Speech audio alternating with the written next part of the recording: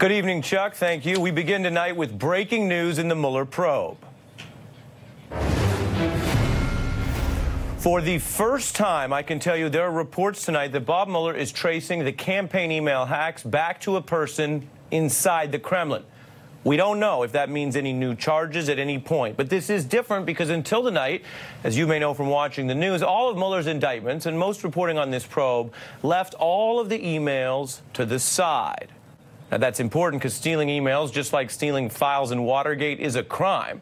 And the Daily Beast is reporting the person who hacked the Democrats was working for Putin, specifically for his military intel service, the GRU, at their Moscow headquarters, which brings the probe to Putin's door and raises new questions about longtime Trump advisor Roger Stone, who said he was in touch with that same hacker, though at the time there were obviously not public reports about this link. Now, even if you stipulate maybe there was no collusion, the investigation hasn't determined that yet, this Putin link alone would put more pressure on any logical president to stand up to Putin's interference. The U.S.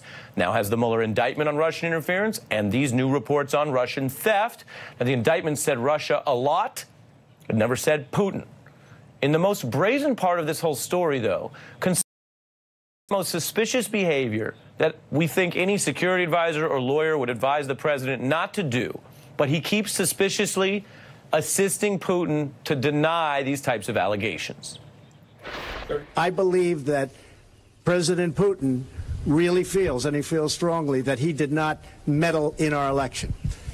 What he believes is what he believes. They do not represent the government. I could not care less. They do not represent the interests of the Russian state.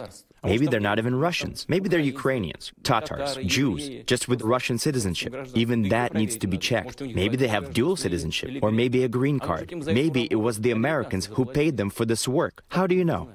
I don't know. Maybe a green card.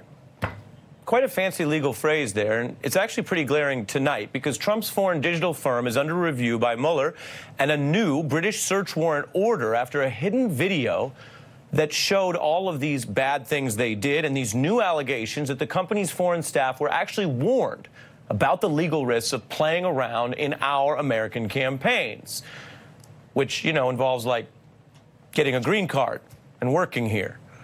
Now, let's get to it. There's a former employee of that digital firm you may have heard of by now. He's the whistleblower who joined me for that special interview last night.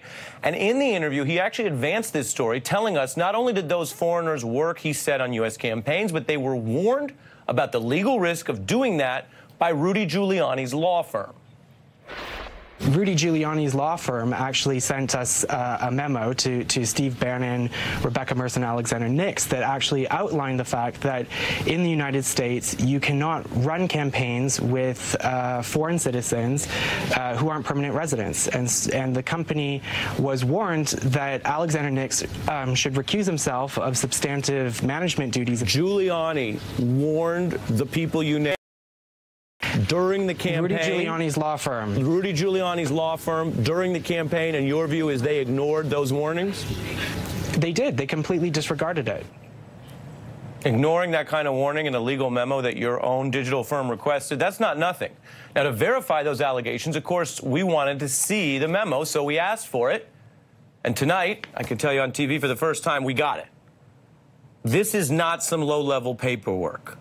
This is from the law firm of one of Donald Trump's earliest allies, Rudy Giuliani, addressing one of Trump's biggest donors and his future campaign manager and the now suspended CEO of this controversial firm. And let me show you what we got. He warned them, this firm, not to do something that the whistleblower told us they went on to do. NBC investigative reporter Anna Schechter obtained this memo, and she's been reporting out the impact at the firm. The lawyers directly advising Mercer, Bannon, and Nix right there in 2014, telling them that Nix should avoid the possibility of breaking U.S. law and thus recuse himself from substantive management of these American campaigns and clients involved in U.S. elections. Also warning him that the analysis of Cambridge's trove of data should be conducted by, wait for it, U.S. citizens. Now, this was all before the 2016 Trump campaign, to be clear, and a source telling NBC right now that Cambridge embedded foreigners in other congressional races. The whistleblower, Christopher Wiley, tells us this was actually common, with up to 20 foreigners working on these GOP congressional races. Now, Cambridge continues to deny their CEO did play the kind of strategic or operational role that the firm, Giuliani's firm, was telling him not to play.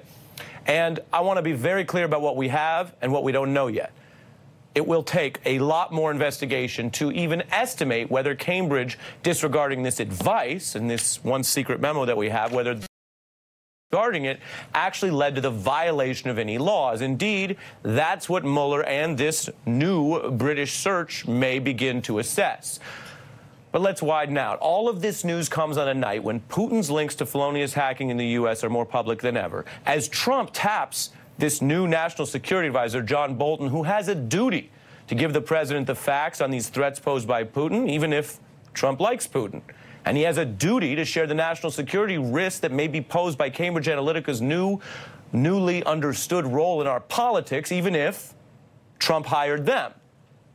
But come to think of it, that